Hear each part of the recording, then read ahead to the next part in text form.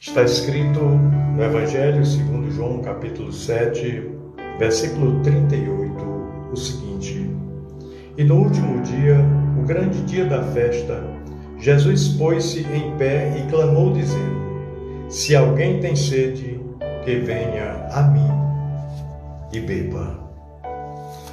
Meu irmão, minha irmã, quando Jeremias foi chamado pelo Senhor para exortar o povo de Israel e os reis de Judá, encontramos no capítulo 2 do livro que leva o seu nome, nos versículos 11 ao 14, a seguinte mensagem de Deus. Jeremias 2, de 11 a 14, que diz o seguinte: Houve alguma nação que trocasse os seus deuses, posto não serem deuses? Todavia, o meu povo trocou a sua glória pelo que é de nenhum proveito. Espantai-vos disto, ó céus, e horrorizai-vos. Ficai verdadeiramente desolados, diz o Senhor. Porque o meu povo fez duas maldades.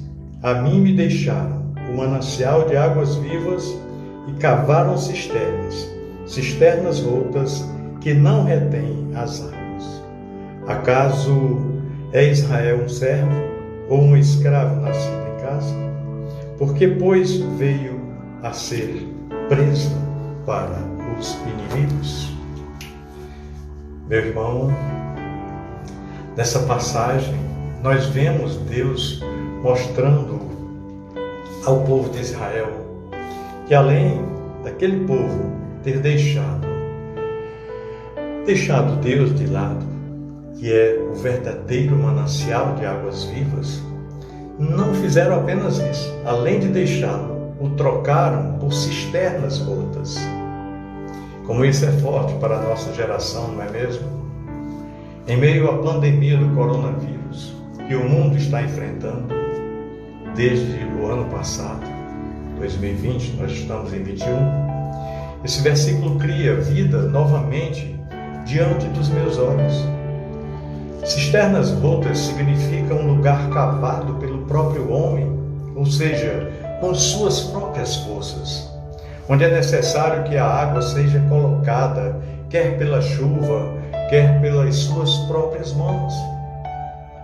Na época de Jeremias, não havia água encanada e o povo dependia totalmente de mananciais de água. Mas encontrá-los estava cada vez mais difícil. Com isso, eles passaram a usar cisternas e o comodismo não permitiu mais que eles saíssem daquela condição. Nós temos muitos exemplos na Bíblia de pessoas que iam aos poços buscar água, Um mais notável na Bíblia está em João, capítulo 4, o caso da mulher samaritana, junto ao poço de Jacó. Contudo, Deus escolheu aquela situação da mulher samaritana para ilustrar o que estava ocorrendo com a vida espiritual de Israel e, curiosamente, serve para o que está acontecendo hoje, não apenas na nação brasileira, mas no mundo todo. A Bíblia relata que após chegar em Samaria, Jesus parou numa cidade chamada Sicar. Esse nome foi dado em virtude do poço profundo que Jacó havia construído em uma rocha sólida, símbolo de grande tradição para aquele povo.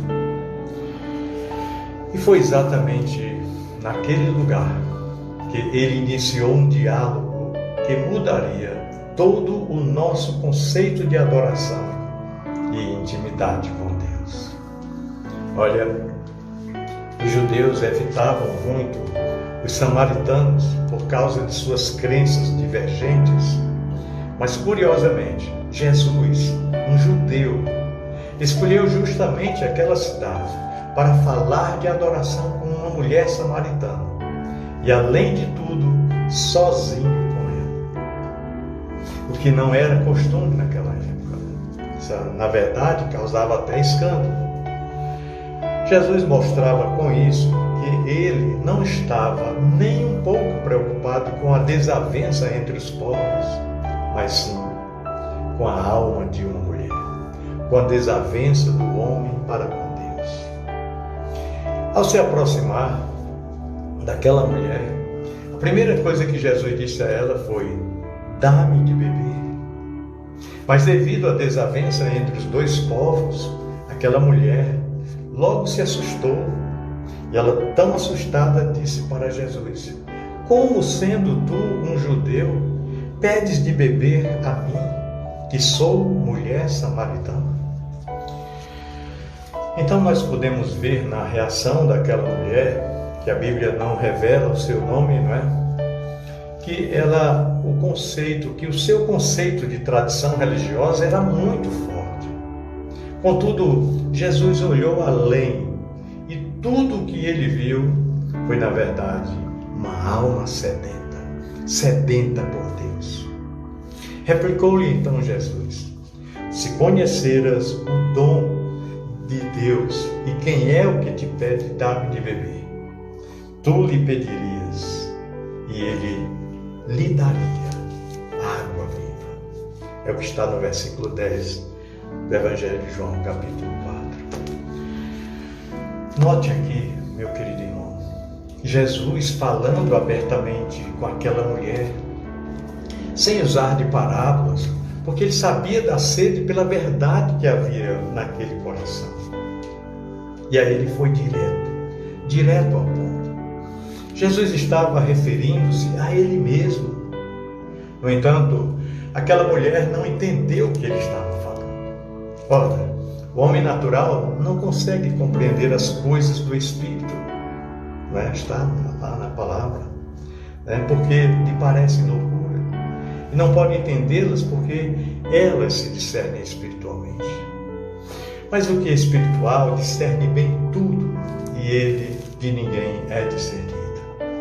O apóstolo Paulo falou essas palavras em 1 Coríntios 2, 14, 15.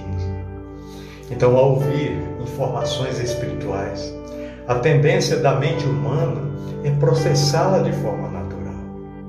Assim como aquela mulher que só enxergava o poço de Jacó e mais nada. Jesus, no entanto, estava mostrando-lhe que aquela água natural, a água do poço de Jacó, não saciaria a sua sede espiritual, que era o seu real problema, informando que ela beberia, mas logo voltaria a ter sede. Porém, a água que ele estava oferecendo era uma água espiritual, água para a vida eterna. Na verdade, Jesus estava fazendo uma analogia com aquela mulher, porque a sua intenção não era enfatizar a água natural do poço de Jacó, mas sim a água viva que toda alma necessita, e somente Ele pode dar. A analogia que Jesus usou dizia em tese: quero que você me entenda, porque essa água natural se compara à árvore do conhecimento do bem e do mal, que não tem poder de saciar a sede da alma. Sendo assim, Jesus estava ensinando para aquela mulher que tudo aquilo que derivava do sistema natural jamais teria força em si, jamais teria o preenchimento para suprir a necessidade real da alma daquela mulher. A mesma coisa com a nossa alma. Alma esta que é dotada de mente, de vontade, de emoção. Aquela água natural do poço de Jacó representa tudo aquilo que nós almejamos como conquistas naturais aqui nesse mundo. Não que isso seja errado, não. A questão é que esses desejos nunca serão saciados nesse poço, porque a nossa tendência é de sempre querer mais e mais, como se estivéssemos em um círculo vicioso.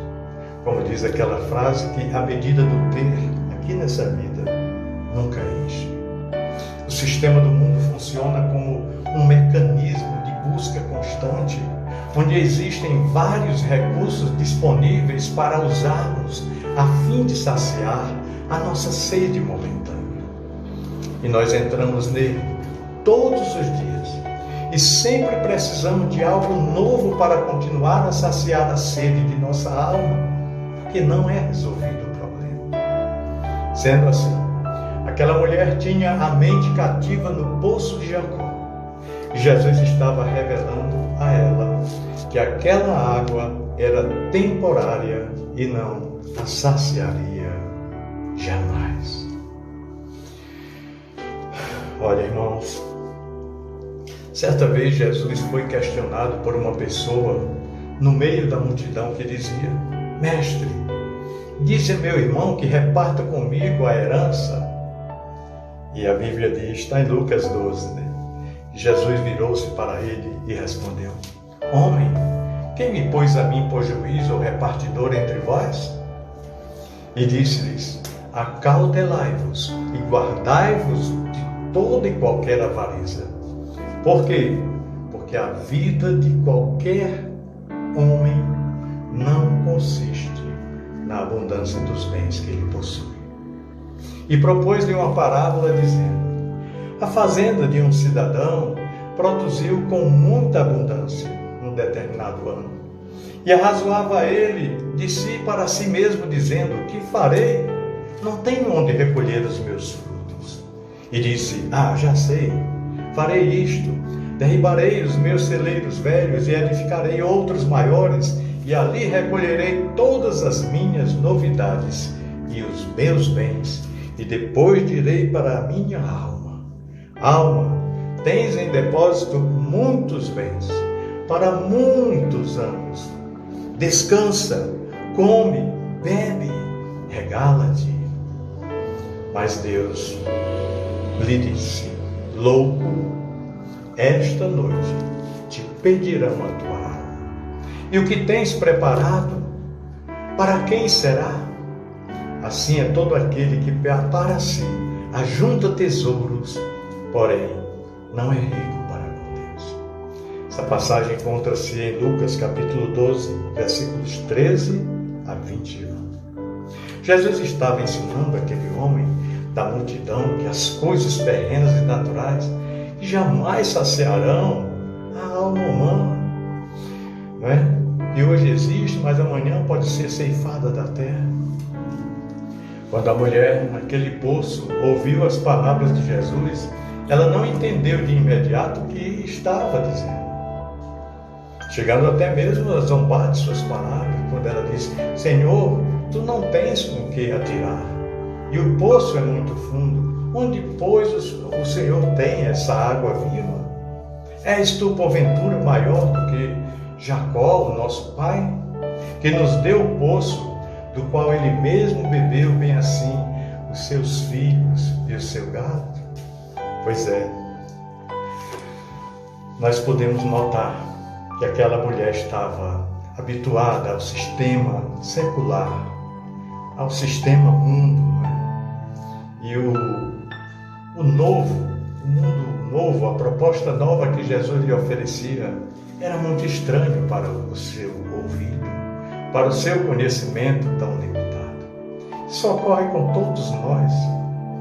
Com essa reflexão aqui, nós podemos notar como as pessoas se encontram preocupadas demais em saciar a sua sede com as coisas naturais. Perdeu-se o significado de intimidade com Deus. Cada dia está se perdendo mais o significado de intimidade, de família, e tudo passou a girar em torno do seu ventre, cada um por si. Em época de pandemia do coronavírus, ficar em casa tornou-se um fardo. Entrar no quarto e cumprir o que está descrito em Mateus 6, versículo 6, é algo que as pessoas desconhecem. A necessidade de alimentar a alma, a mente humana, com o que é passageiro, ou seja, com a água do poço de Jacó, é o que as faz buscar as formas mais bizarras de preenchimento. Nós vemos as pessoas gritando em suas janelas: quero sair, não aguento ficar em casa nesse período de confinamento por conta dessa pandemia, né? As pessoas, houve muito problema de depressão, pessoas tristes, desmotivadas. E nós temos visto nitidamente a necessidade dessas pessoas pelo poço de Jacó. As pessoas trocaram o manancial de águas vivas, que é Cristo, e a sua intimidade com Ele, por cisternas rotas, ou seja, por momentos passageiros e cheios de futilidade, que não preenchem o vazio que trazemos em nosso coração. Jeremias profetizou lá atrás, bem atrás, ao povo de Israel, antes mesmo de serem exilados para a Babilônia. Essa pandemia do coronavírus veio apenas para nos mostrar quão fútil é a humanidade que procura saciar-se apenas com as coisas deste mundo, com as redes sociais, com o Instagram, o Facebook e tantos outros.